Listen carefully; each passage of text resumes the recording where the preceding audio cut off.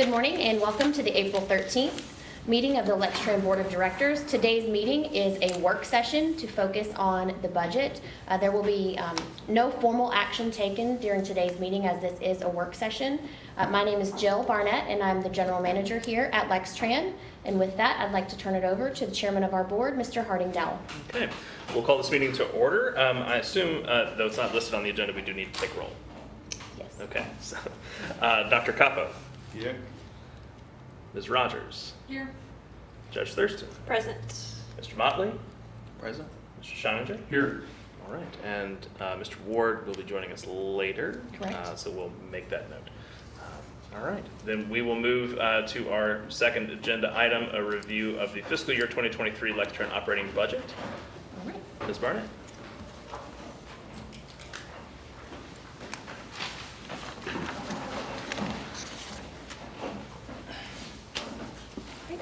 Good morning again, Lextran board members. Today I am pleased to share with you that Lextran anticipates completing fiscal year 2022 nearly $1.1 million under budget on expenses. This puts us in a really strong position leading into fiscal year 2023, and it is my pleasure to share with you today my recommendations for our fiscal year 2023 operating budget and our 5-year capital plan. As always, we bear in mind our mission statement: we serve people and our community with mobility solutions. The federal revenues that you will see included in this budget include a combination of 5307 formula funds, as well as apportionments from the American Rescue Plan Act of 2021, also known as ARPA. Together, these federal funds represent a combined 88% increase in federal revenue when compared to FY 2022. For the 2023 budget, we anticipate a drawdown of approximately $11.8 million in ARPA funds. On November 15th of last year, President Biden signed the Infrastructure Investment and Jobs Act, or the IIJA. Also known as the Bipartisan Infrastructure Law, this bill reauthorizes federal funding for existing transportation programs and commits to a significant increase in federal investment for public transit programs for the next 5 years. This bill authorized an increase in formula programs such as 5307 and 5339, as well as increased the amount authorized for competitive grant programs like bus-and-bus facilities and low and no emissions. Paul Skatellis, the president of the American Public Transportation Association, or APTA, which you might have heard me refer to before, called the IIJA the largest federal investment in the history of public transportation.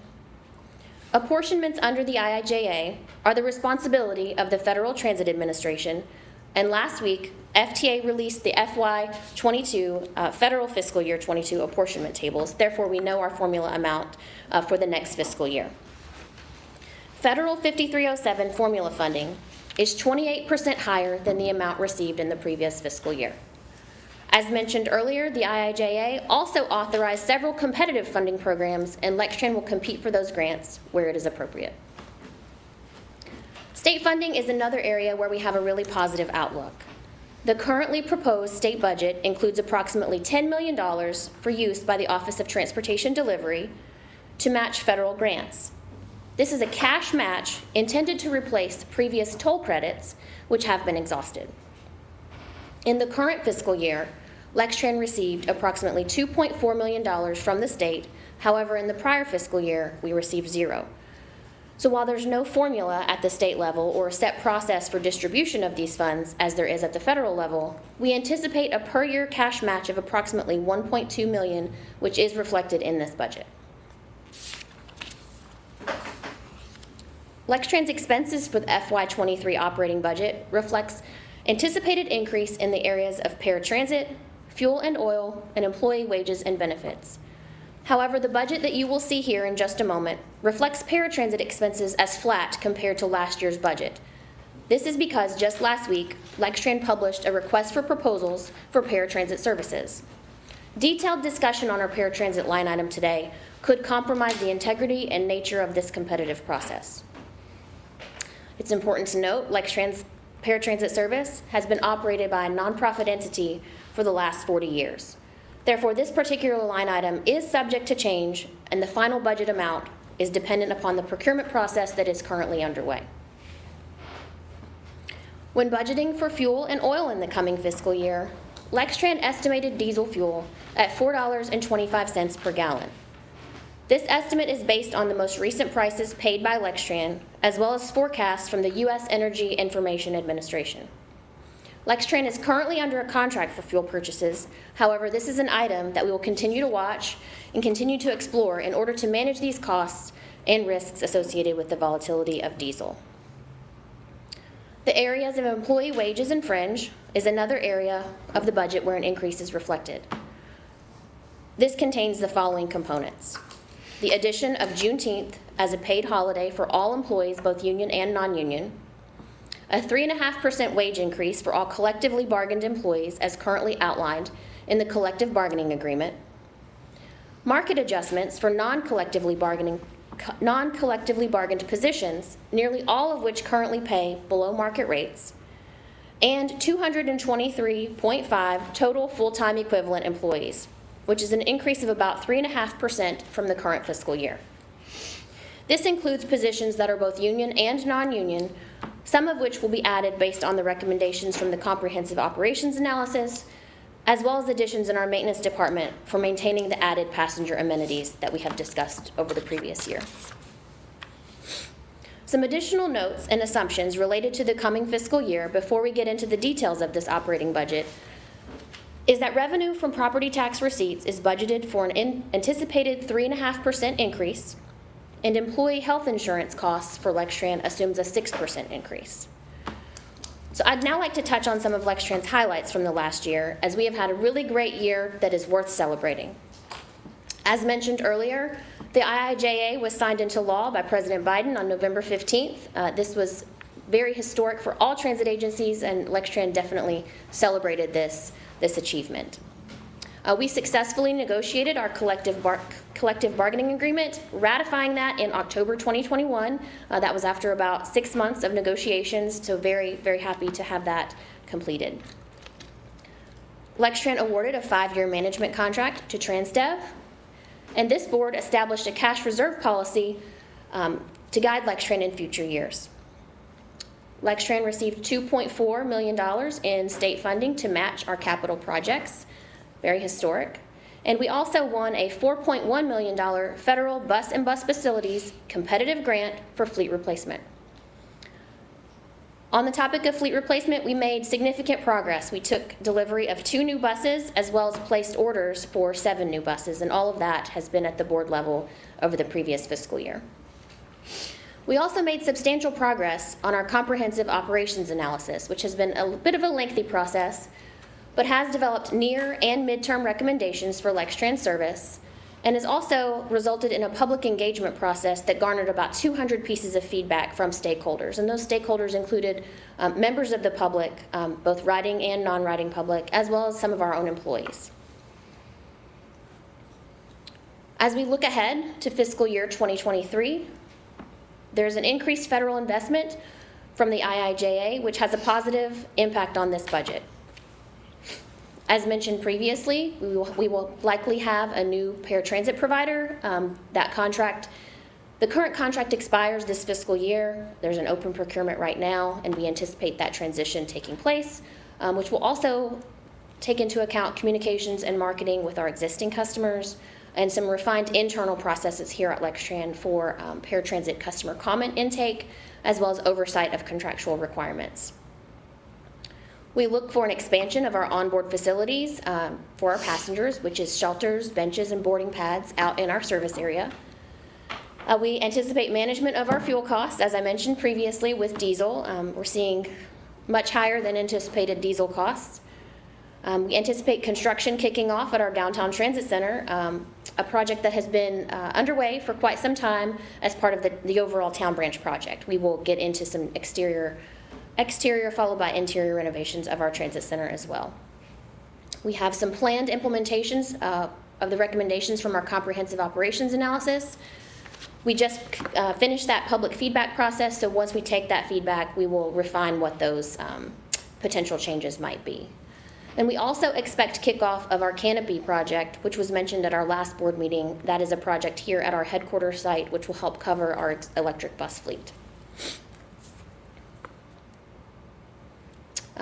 This is the bulk of our operating budget, and I would like to welcome Ms. Nikki Falkenberry, our Director of Finance and Human Resources, to help walk us through more of the details in our budget. Thank you, Jill. Welcome, Nikki. Thank you, Jill. Okay, we'll be going over the operating budget. We've summarized it for you, but I have all the detail, and I'll be glad to answer any questions that you have. And I'll go through each line and do some highlights. Property tax revenue. Jill mentioned that we budgeted a 3.5% increase. We had a 3% increase for this year, and seems like we're right on track. We expect that to come in maybe just a tad bit over, but we're very happy about that. Our federal funding in this budget is increased, and this is due to, as Jill mentioned, the federal funding that we've received has increased. We went from what our normal formula funding for our 5307 funds is normally for this year was 4.8. For next year, it's 6.2. So that gave us some additional money. And also, this includes $11.8 million of the ARPA money, which is part of the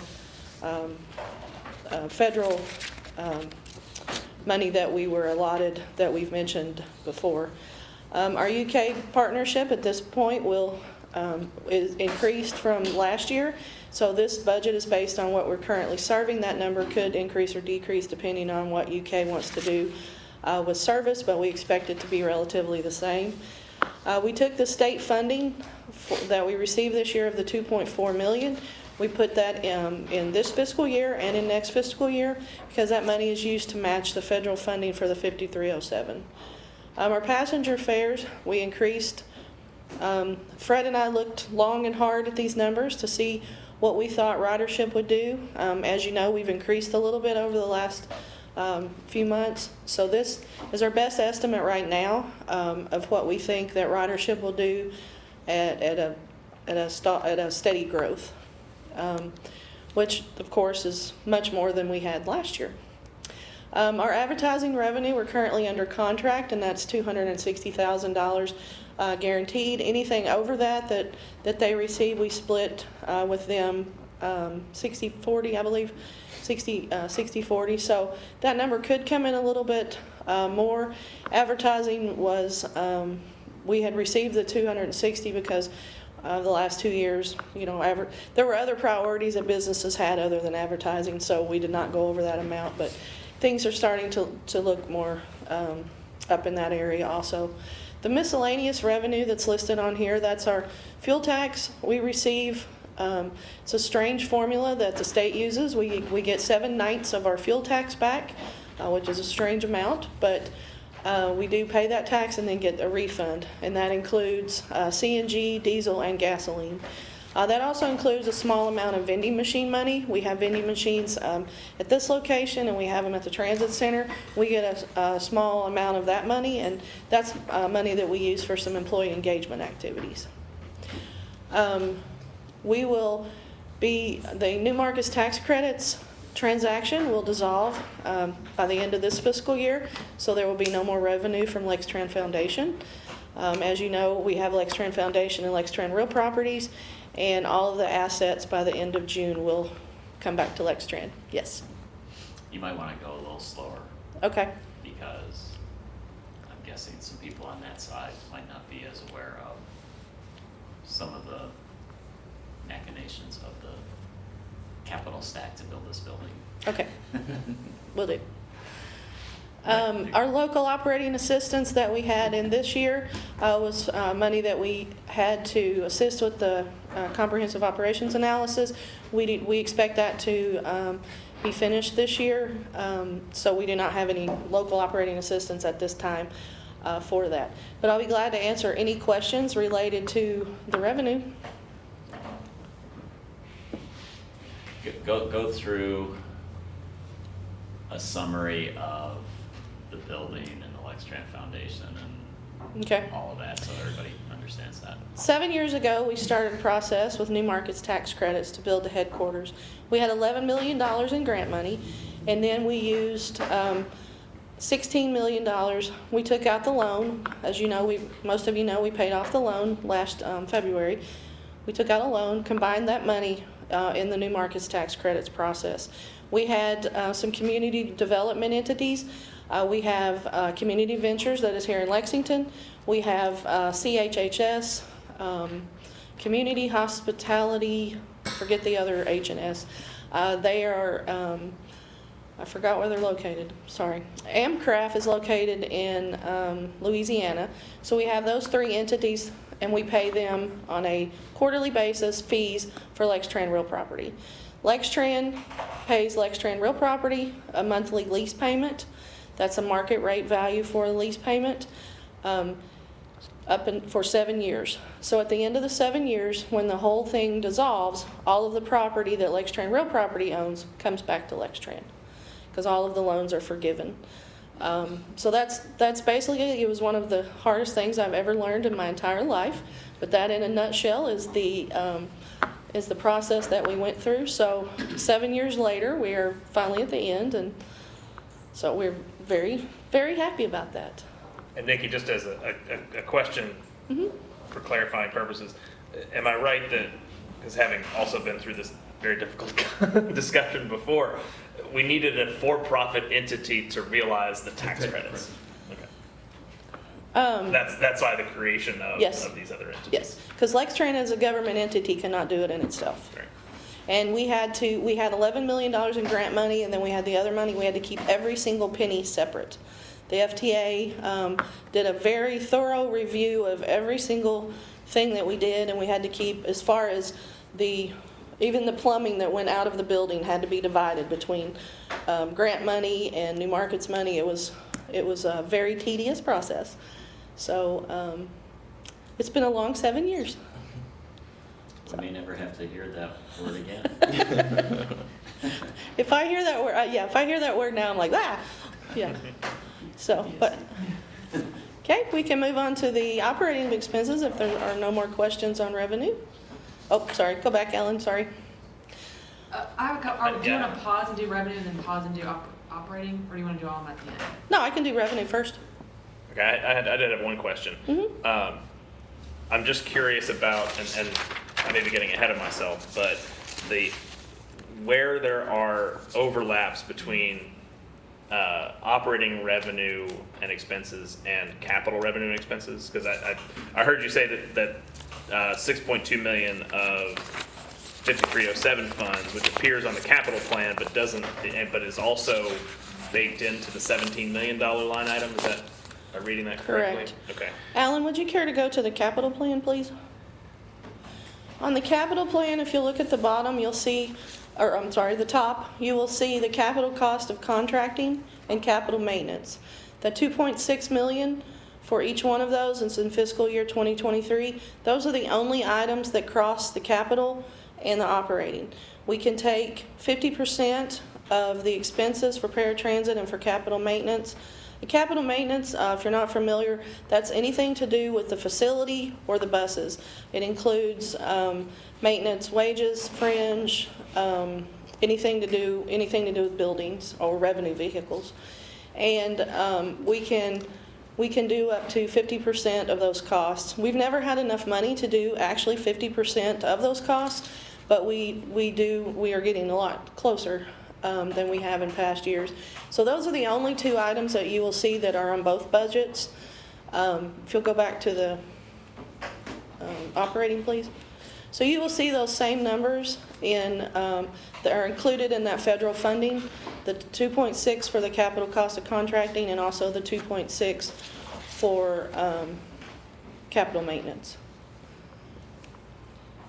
And then I was going to note, in finance committee, we had a discussion whether it should be a 3.5% revenue and property value revenue increase or a 3%, and the difference was so marginal that we were comfortable with the 3.5 revenue increase, which is this year we're at 3.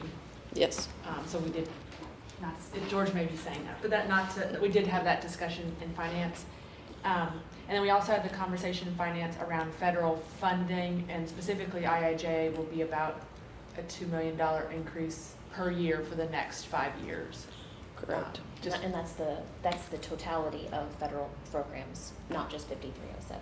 We got about 1.3 million additional in the 5307, but there's also 5339, and then there's additional federal You're saying line there's items. the increase, there's a 2 million increase, and then the grant dollars on top of that? No, so 5307 is a federal line item, and that's what Nikki is talking about for the 50% of the capital cost of contracting and capital cost of maintenance.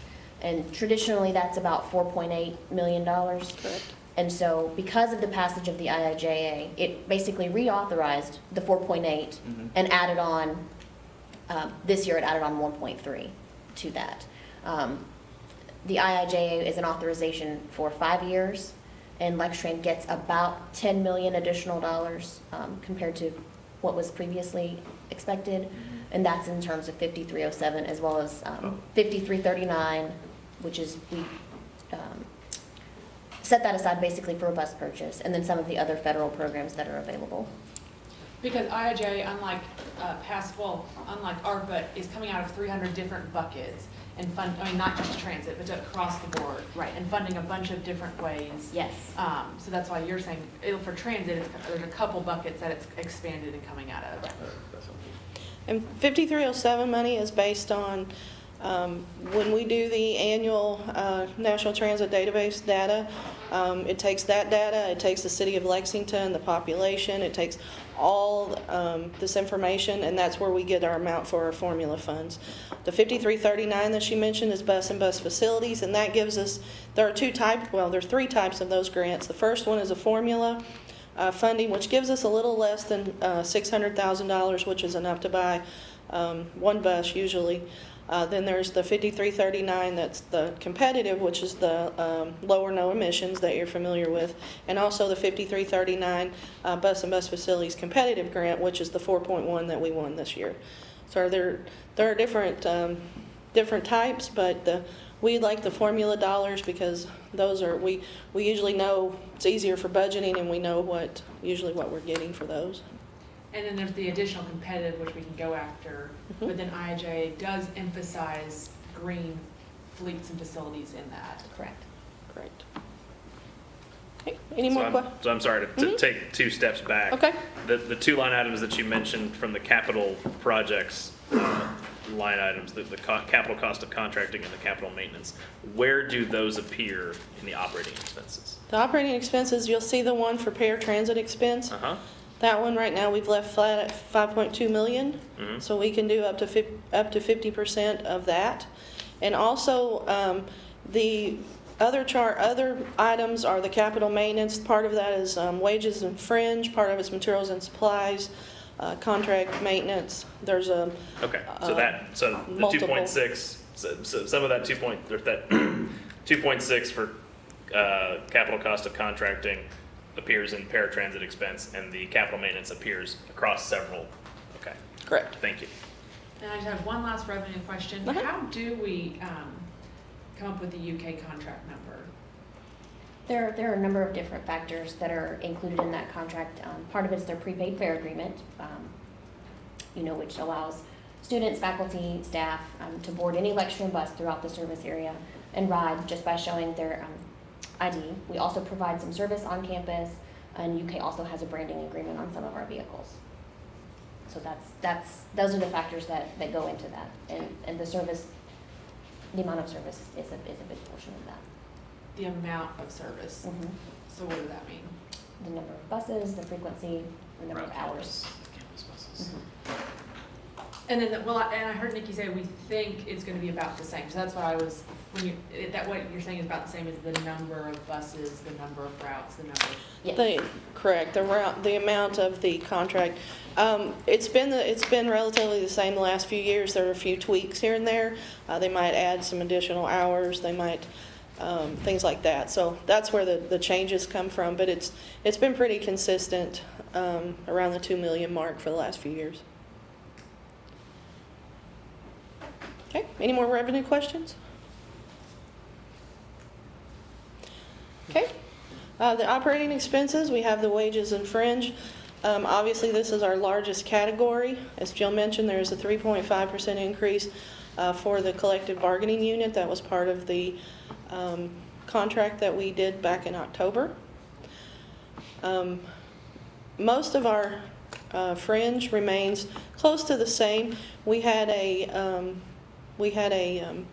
2-year cost last year for two-year rate for dental and also our life insurance and things like that. So mainly what went up was the health insurance, as you know, is always going up. I'm sure that's the case for everyone. So that line item includes that. We have the paratransit expense. That includes the cost per trip. It also includes their fuel. Currently, all of the Wheels vehicles are gasoline buses, so we do pay for that. We also pay for assessments. We have a company right now called ADA Ride, and anyone that wishes to ride Wheels contacts that company. They fill out an application. Their doctor completes the application, and ADA Ride is the one that has the medical expertise to approve that. So that's why we pay for those assessments. But those are the 3 things that are in that line item. We are currently in the RFP process. We hope to have those proposals back by May 16th. Fuel and oil, last year we budgeted $2.20 per gallon for diesel. This year we're looking at $4.25. Jill and I have read more on the energy website than we ever wanted to know. We've checked with other transit agencies. Chris and I have talked a lot. We feel like right now that we have a strong contract. We are a little bit under the OPUS cost, which is the, I forget what OPUS stands for. Oil Price Information Service, I think. So we are, right now we feel like we're continuing all the time, you know, every day we look at prices. We're continuing to find ways to save money. Our current contract ends next year, so we feel pretty good about our contract right now, and so we will continue to look at that. The professional services line item, that includes the management contract that we have with TransDev. That includes audit services, our payroll services, anything to do with contract maintenance, whether it be facility maintenance or bus maintenance if Chris sends out a bus to be repaired. We also have a large item budgeted. We try to do every year for contract maintenance for the buses to have new, some of them we usually budget 6 to 8 new engine rebuilds or transmissions. We have not been able to do as much of that this year because we've had to keep the buses on the street, but we do keep that in the budget for as soon as Chris is able to do that. Materials and supplies has gone up some. As you know, everything has gone up, especially bus parts. It's taking longer to receive bus parts. We've had things on back order, and it's also more expensive. So the increase in the materials and supplies is mostly bus parts. There are a few things for the facility, such as filters for the building and cleaning supplies, things like that. But the majority of that line item is bus parts. Our property and liability insurance, we looked at a 3% increase this year. It obviously goes up a little bit because when we buy new buses, obviously they're worth more, so we pay more insurance. But we were happy with a small increase in that line item. Utilities and phone, that includes our CNG. CNG is included in fuel. Our utilities includes the electric bus and also the facilities, gas and electric. Miscellaneous expenses, that involves our bank fees, our fuel taxes. As I mentioned, we pay the fuel taxes and we get part of that money back. So you see part of that money coming back up there in miscellaneous revenue.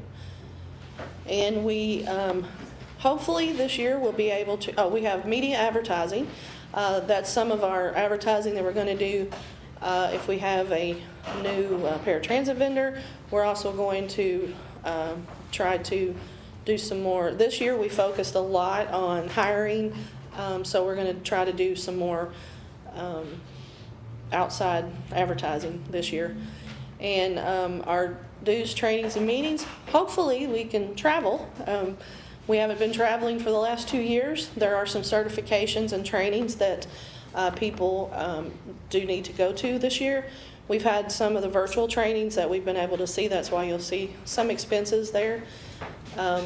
But some of our supervisors need some of the certifications. So we're hoping that travel will continue. We have a small van pool expense. If you didn't know, we have a van pool program. We currently have 6 van pools. We are contracted with Enterprise, and they operate those vehicles. It has to either originate or the destination has to be in Lexington.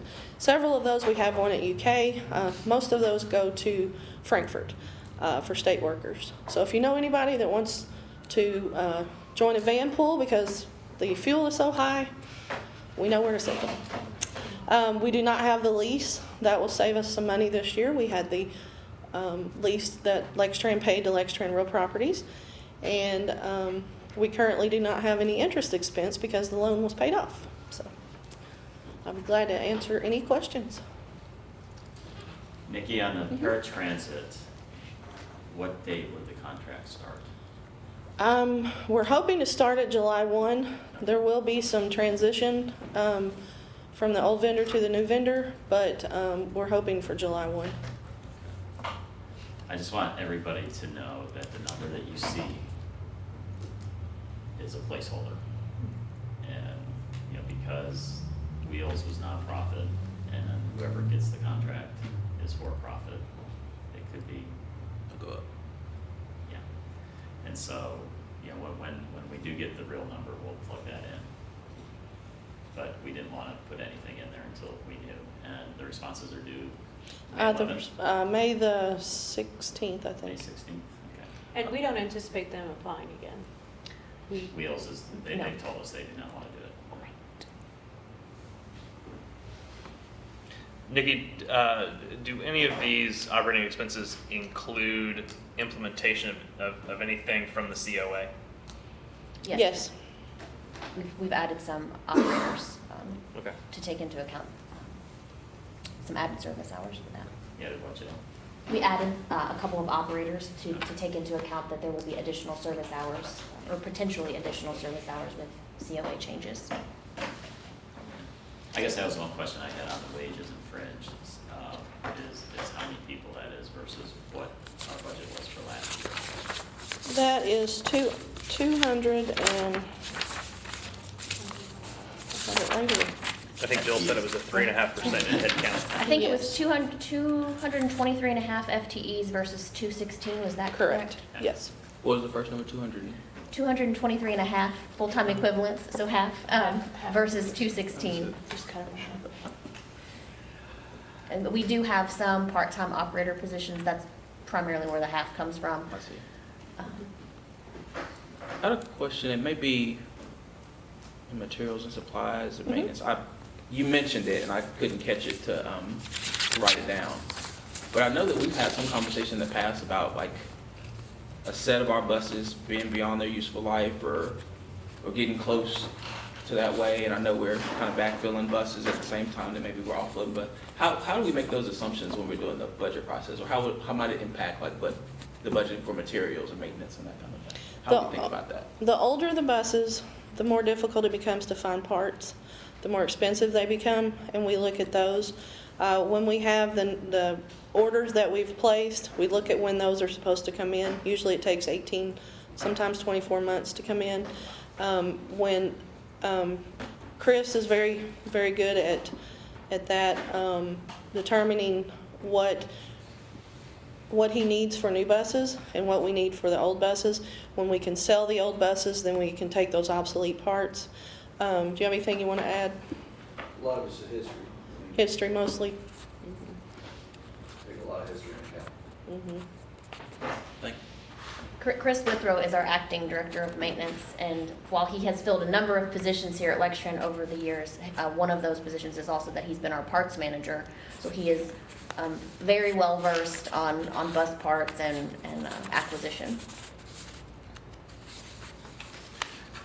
Nikki, I recall a year or so ago, we made a commitment to expand and accelerate the installation of stop amenities. Does this budget continue with that plan that we sort of set a year or so ago, or is there further increase or otherwise change? That will be included in the capital budget. Okay. Mhm. It's increased hard. carry it through the whole 5 years. Those continue to be grant dollars, or are they built into? Grant dollars. Okay, Alan, if you'll switch the screen there for me. We just did a rough estimate to show you here what our revenue is, our property revenue, our property tax revenue. We're very grateful to the property taxpayers in Fayette County. And our piece of the pie there for federal funding has gotten much larger, and we're very thankful for that too. The next slide is the expenses. Go back just for a second. Nikki, when it's not a, no, go back to the first pie chart. When it's not a big COVID money year, what's the percentage of property tax and total revenue? More like 16%. At federal 16. And so the property tax revenue ends up being. Property tax is huge. 60 or 70, in 70 issue. Correct. Okay.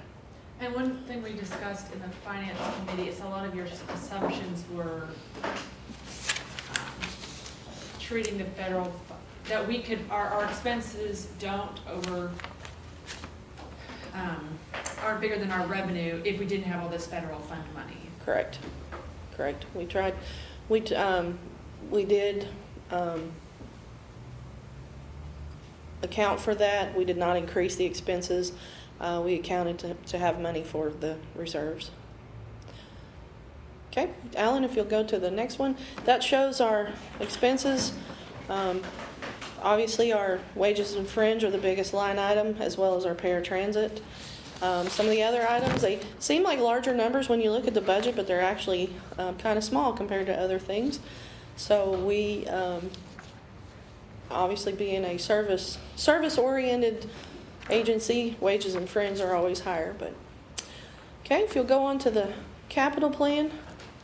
This is where, Harding, you'll see the bus shelters. If you look at transit enhancements, shelters, benches, and trash cans, we had been budgeting about $75,000. We increased that last year to $150,000.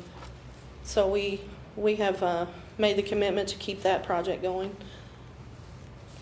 We have bus purchases in there. We have the $4.1 million that we received, and also some of the formula funding for the 5339 for bus purchases. The canopy is a carryover from an older grant. We carried that over because we have not spent those dollars yet. So it will probably be spent in the year 2023, but it will continue to roll over. It's important to note that anything in a capital budget that we do not spend will roll over. We are planning on buying some service vehicles this year. That includes some service vans, some of the SUVs that you might see, and also some maintenance trucks. We have our capital costs of contracting and capital maintenance that we discussed. We have our transit center project that we've rolled over. Both of those items rolled over from the previous year to complete our transit center project. That's a TAP grant that the city had, and then we are receiving $428,000 from the city toward that. We have some of the other items that we use the 5307 funding for our computers, software, shop tools. If you'll note, some of the later years, 24 to 26, we have added some additional costs for equipment and for facilities. The headquarters will be 10 years old in the year 2026, so we wanted to make sure that we had money there to cover any repairs for the headquarters, the buildings, or anything like that that we needed to do. So we talked before about having a cash reserve, which we've established, but we also talked about having a capital expenditure reserve, and so this is the attempt to establish that. Oh, I forgot to mention, we also have, it's new. Last year was the first year we'd ever received it, so I tend to forget about it, and I can't forget about it because Fred helped us with this, the Service Transportation Block Grant with the city. We have $400,000 for the next few years that will go toward the purchase of a bus. And then, as you know, we've had a resolution already for the Volkswagen settlement funding, so that's on there also. Can I ask a question just about the federal grant funding? It feels like this maybe sounds silly. It feels like we're fairly successful on getting grant dollars in. Is that true? Yes. And Yes. say, like, how is it compared to like other communities? Do you hear other feedback from communities who are less successful? I'm just getting some sense of like where we sit. I'm not in all going to give this. away our trade secrets. You know, as mentioned earlier this year when we shared about the $4.1 million, it was very competitive. There were more than 300 applications throughout the country. 70 projects were selected, and ours was the only one in Kentucky. You know, there's a number of factors that they look at when selecting who receives those grants. Some things that they take into consideration are, you know, the age of your fleet and how well your project meets the specifications of their notice of funding, and what are the administration's priorities at the present time. You know, if we write this next grant for 10 diesel buses, we're not going to be successful. So we try to be very mindful when writing an application to look at what the notice of funding says, what the priorities are with that grant. We also do our very best to get letters of support from our federal legislators when we submit a grant application. We also get them here locally from the MPO, sometimes from the mayor's office. We'll take a letter of support from whomever we can get, and you know, that advocacy helps as well. So I feel like we have been very successful in our competitive grant applications, and hope that continues. Yeah, I just think we can grow accustomed to getting those emails where it's like, we got this dollar amount, that dollar amount, and just kind of get used to the fact that we get grant dollars sometimes. So I want to call it out and say thank you to you all, and well done. 'Cause Thank you. It feels like success. Thank you, it is. It is. One of our trade secrets is sitting on there, just so you know. There it is. We have a good grant writer. But one of the things I'm seeing is we work with a lot of transit authorities, and there's so much competitive funding, is they're hiring a lot of grants writing staff because a lot of this funding is competitive. So maybe, I don't know, something that we consider, but I think it'll become even more competitive in the grant writing process. Sure. No, let's celebrate that hard work. Yeah. Absolutely. Okay, any more questions? So George, you had mentioned that, and I apologize, I missed the line item where you said it's reflective of us trying to establish a capital reserve. Shop tools, equipment facilities, so Okay. in the top section, it's the second from the bottom. Mhm. And you can see, starting in 2024, we're adding an extra $1 million a year, basically. Got it. So that was going to be my question: is why that line item jumped so high? And that's why. Okay. You know, one thing that we talked about in the finance committee, and the question I asked, if you look at the bus purchases, you know, for over the next couple of years, so we've got 6 CNG buses fiscal year '22, we've got 4 electric buses and 2 CNG in '23. And I asked the question, are we gonna create ourselves another replacement bubble, kind of like what we had however many years ago, 12 or more years ago? And Nikki said that, you know, the way the buses get delivered and you know, from order to delivery, yeah, they get stretched out, and so they're not all gonna hit necessarily in a 12-month period. So it'll be spread out a little bit, but whoever are in these seats a dozen years from now will probably see a little bit of a bubble, maybe not as severe as the one that we're working with. The 4 CNGs that you see reflected in the FY23 column here, we expect those to be delivered later this calendar year. But the 2 electrics that are part of that, we don't expect those until the next calendar year, so they will be somewhat spaced out. So that you know, speaks to what the point you're trying to make, George. And I'd also mention at the finance committee, we only put on here what we know we have funds for. We know we have funds this year and next year for those purchases. And so if we will continue to apply for grants for buses, but these are only the funds that we know. So when we send, you know, emails that we've won a grant, or we come with additional resolutions to the budget, that could reflect additional grant money also. But this is what we know at this point that we have money for. So we already know about a CNG bus in 2026? Yeah, that, if the federal formula dollars stay where they are, that's where we'll be. We will use the money that's been authorized through the 5339 portion of the IIJA for that purchase. Y'all have your own language. It's like Yes. Greek. It's about 2 weeks after you begin your employment at Lextran, there's a test Test, I was on gonna all say. of the different And acronyms acronyms. and meanings of words and phrases, and that's part of your probationary Match period. the following. Mhm. Can I ask, it's the same question I asked previously, just in a different way. So when we're purchasing the buses that we're talking about, you know, I counted maybe 6 over the course of a couple of years. Are we anticipating, so we got a fleet of like 70 or something, you know, buses. Will we stay around 70, or do we expect an increase in the number of buses? Because I'm also just thinking about like concentration on routes. Sure. Right now, this plan anticipates us staying at about the same number. Typically, and part of the reason we have to do that, as we mentioned earlier, there's a little bit of a bubble in bus purchases. So we have buses that are well beyond their useful life, and so when we get a new one, it has to replace one. Right. There's also times when the specific grant, like the Volkswagen grant, for example, dictates that the bus it's replacing be destroyed. So we couldn't keep that bus and operate it for a bit longer, even if we were able to.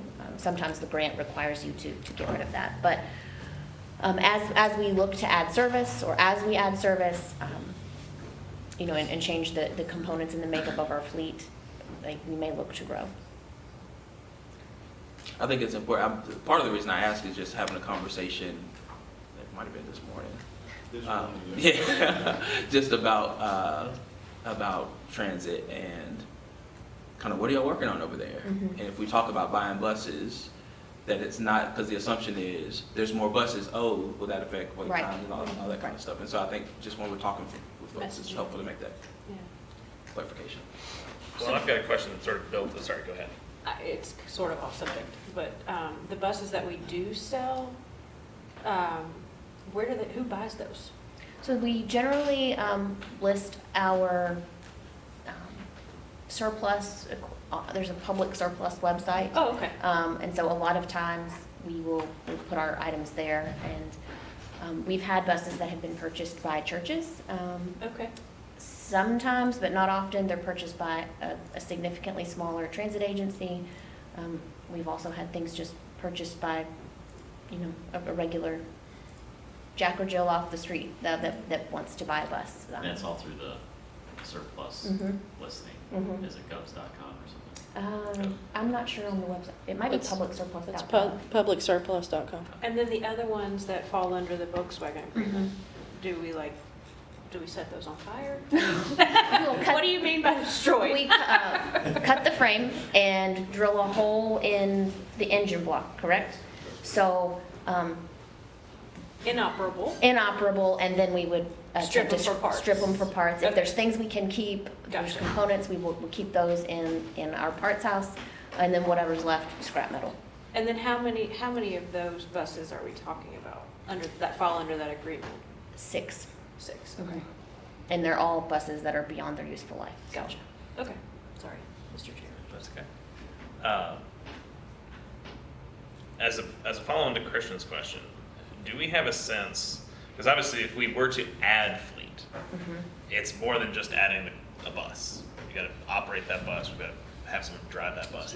Do we have a sense of what every net additional bus all in costs the agency?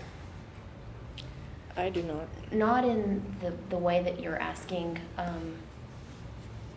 because drivers to answering that question would be, you know, how much service is that bus going to provide? Is it going to be out during peak time only? Is it going to be out from 5:30 a.m. until midnight? So that's, that would be the main driver there. You know, you may have heard us say, or other members may have heard us say over the years, that the primary cost of service is the person in the driver's seat, the wage and fringe. And then, you know, that that is dependent upon the number of hours that that bus is out there delivering service in the community. If you want an all-in price, you could take 32 million divided by 70. 457,000, I guess. Yeah. Although, you know, the cost for one extra bus is significantly lower than that, obviously. Yeah. And so I think this is maybe where Christian was going, or I heard Harding say, when you showed us the COA, the aspirational service Mhm. schedule, none of those assumptions are there, because that's gonna be further down the road, if we Correct. ever get to that Correct. aspirational, where we're doing 30-minute increments instead of 1-hour increments, or more times. Increased frequency and increased span of service. None of those aspirational assumptions are built in here, no. How and when will this board, if we ever say, okay, this is the year to be aspirational, how do you have those, when does that come up in the budget process? Is it just forward-looking? We would constantly, you know, be forward-looking, and we would want to get an early start on that plan, you know, well before just giving it to you at budget time. Absolutely. I would envision a number of work sessions like this one, where we're not only going through things that are related to the finances, but also, you know, sharing with this board what has been the public feedback about service additions or service reductions. You know, it's ultimately the board's fiduciary responsibility for our budget, and we would make the recommendations about the service.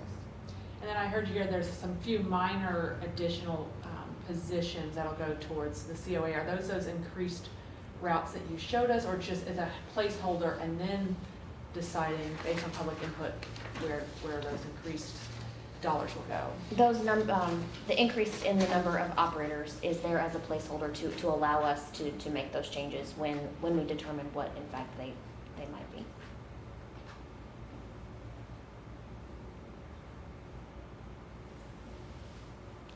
Any more questions? Thank you to the committee and the staff. This Yeah. is Thank you. very detailed and thorough, and Yeah, I wanted appreciate to y'all's- make a statement that's, I make it all the time, but with Dr. Acappo and Jamie participating in this, you know, we spent how long, hour and a half last week? And on a couple of these line items, probably half of that hour and a half was spent probably on 2 line items. So, you know, we go through it pretty thoroughly, and there are some things that we don't necessarily agree exactly on, and so, you know, we talk those out, but it's a really good process. And it was really smart, Jill, to do the work session so that everybody could kind of see how Absolutely. how it got built. Thank you. And Very we could just helpful. focus on this for one meeting. Thank you. and it's helpful when you're a new member too. I mean, Yes. to do this deep dive. Yes, I believe we have 3 members here currently who have never gone through a Lextran budgeting process. Right. So that was, you know, Yeah. part of that, you know, even though we went through the work session, or the finance committee wanted the entirety of the board to have the opportunity to ask questions and get detail and hear how it all works. There will be a test for you in 2 weeks. And as always, I'll be feel, ready. I got my study guide. And my acronyms. as always, feel free to, if you have a question, think of something later, feel free to reach out to me or Jill, and we'll be glad to go through it. This is, you know, this is what I do, so, you know, I go through it kind of fast, but I'll be glad to, you know, slow down and answer any questions. Thank you. Yeah. Well, Nikki, thank you. I know it's always a painful process for any CFO, so Thank you. and I say this all the time too, that I end up serving as a finance chair, like on everything I've ever done. And Nikki is great, because, and I'm sure Thank you. Jill thinks I'm gonna try to steal her time now. You threatened me once. But Nikki's really good, because when you ask her a question, she knows the answer. Yeah. That's the answer. Although All the today you time. said something, you didn't know the answer to something. I know, I didn't. I know. It was an acronym. Important to be able to say that too. though. Opus. Opus, I forgot what Opus stood for. But anyway, yeah, Nikki and Stephanie and staff, and, you know. Thank you. We did ask a question about who's the grant writer, and it's Fred, and he does a great job. So Salute. we appreciate it. Yes, that is a hard Very well job. done, yeah. And it's a lot easier to be the finance chair this year than it has been some All this previous ones. Money. So, anyway, things are good. Yeah. So I got one sort of broad overarching question, which maybe I should have asked at the beginning. The draft revenue versus expenses reflects almost $13 million in, I don't want to call it profit. Where's that money go? Yeah, we don't like that word. That will be part of what goes into the reserve fund. Okay. It will carry over as our cash balance. And the reserve fund was great because there was a couple of years where our expenses did exceed our revenue. Mhm. Yeah. Several years, and so wanted to make sure that we have a healthy fund balance. Cushion, Yes. yeah. Well, just as with the grant writing or the grant receiving, I think we have to expect that eventually things revert to the mean, both with revenues and expenses. That's not to say that we won't continue to do a great job, but as you mentioned, everyone else is going to continue to do a great job too. So I No pressure, appreciate that. Keep the streak alive. Well, to add to that, there is never a rule of thumb, but every organization aspires to have a 6-month worth of expenses Mhm. available. And in case a tornado hit tomorrow or something happens, the service does not stop. So it behooves us to help grow that reserve to a certain level that we feel. The other rule of thumb Dr. Ocampo always reminds us of is that you don't use non-recurring revenue for recurring Yeah. expenses. And some other governments could probably benefit from Learn that. from that, yeah. But, and that's part of the reason why, there's money that will be rolled over in the future. But it should set up the agency pretty well for a long time. Nikki, thank you. Yes. Thank you. have my tremendous thanks through this budgeting process, but the rest of the staff deserves thanks too, because Yes. everyone that you see here has a part in this process. Nikki doesn't even let us get through the holiday season before she starts in Not wrong. asking for budget information. She's like, if you're gonna have some time off Happy over the Thanksgiving. holidays and you have some time to think about your budget and your deadline is. So everyone has a part in that process, and Yes, Nikki and I are definitely. not always the most popular kids on the block when we talk about budgets with the team, but it's Teamwork makes the dream work. That's Yes, right. it does. Couldn't do it without them. really strong team, so I'm very thankful and appreciative. Thank you. Thanks to you as well. Thank you. So what happens next? We vote on this at the next meeting? Yes, so Okay. the next step, we will have our formal board meeting next week on the 20th, and there will be a resolution included in the budget, or included in the board packet to pass this budget. And so it's very important that we have a quorum next week to pass the budget. Once that happens and it is passed here, we will present the budget before city council. Generally, that happens sometime between the first and third week in May. And there'll be questions, a lot of different levels of questions, and there's no allocation that the city is providing to Lextran in terms of an operating expense, so it's not an approval or disapproval in that regard. It's generally to accept the budget. Can you request which time in that first 3 weeks you can go? I'll do my Because best. you want to be at the end so that we've got the paratransit number. Okay. I'll do my best. And just, if they tell you that they want you sooner, just say, well, this is what we're waiting on. And there's an open procurement that we really need to get settled. Okay. All right.